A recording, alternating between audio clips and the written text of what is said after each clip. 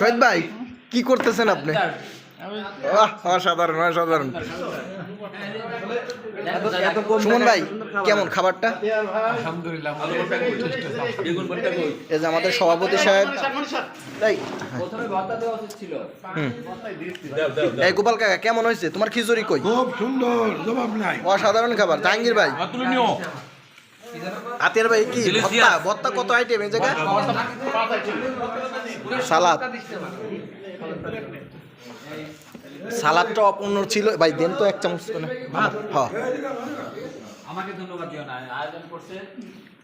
এই শাহজাহান ভাই খাবারটা কেমন? অসাধারণ। এই যে দত্ত, শহীদ ভাই ভালো একটা ভূমিকা পালন করতেছে, পানি দিচ্ছে আমার বড় ভাই। ভালো ভালো।